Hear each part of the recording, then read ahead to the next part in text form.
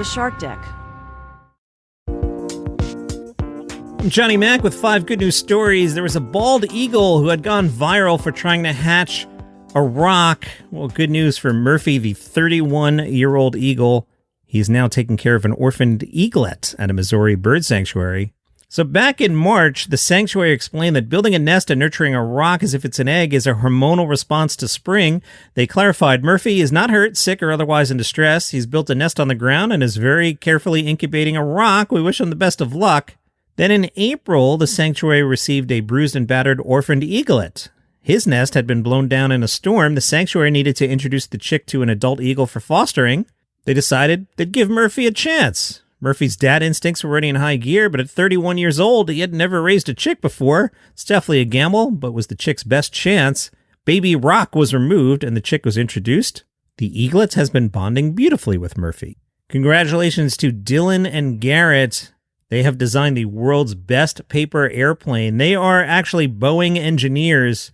It took them 20 minutes to fold the airplane, which eventually flew 290 feet, a Guinness World Record. It wasn't a classic paper airplane design. They used their knowledge of aeronautics and origami to design something with the same characteristics as a supersonic aircraft. They said, we tried to mimic the design of various hypersonic vehicles which travel at speeds over Mach 5, so we decided to call our plane Mach 5. They selected the A4, which is European-size paper, with the maximum weight of 100 grams per square meter, reasoning the heavier the airplane, farther one could throw it. We found the optimal angles about 40 degrees off the ground. Once you're aiming it that high, you throw it as hard as possible. That gave us our best distance. It took simulations to figure that out. I didn't think we could get useful data from a simulation on a paper airplane. Turns out we could.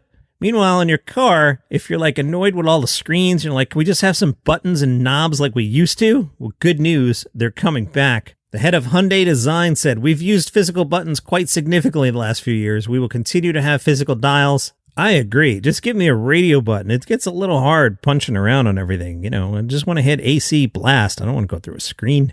Good news for Melissa and Mark. They saved $25,000 by salvaging items from their own scrapyard for their wedding. After they got engaged, they decided to build their wedding by using some of the hundreds of thousands of items brought into their scrapyard.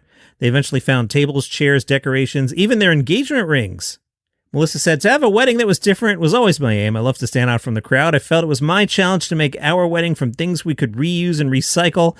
Melissa said, I'm so passionate about saving things from landfill, so with my wedding, I wanted it to be as vintage as possible. I love nostalgic things with a history. I wouldn't dream of buying something too modern. With a bit of TLC, you can make something completely new and totally unique. Hey, good news if you often go out on a pub crawl dressed as Gandalf from Lord of the Rings, you just might run into Sir Ian McKellen. Ben Coyles was celebrating his 22nd birthday. He was all dressed up. They walked into the next bar, and there's Sir Ian. His friend Felix said, we had no idea he'd be there. We were on our penultimate pub when someone comes up and asks if we'd like our Gandalf to meet the real Gandalf. So I turned around. I assume it's going to be somebody pulling my leg. I turn around. It's Sir Ian McKellen. Ben said, he asked me how old I was and said, happy birthday.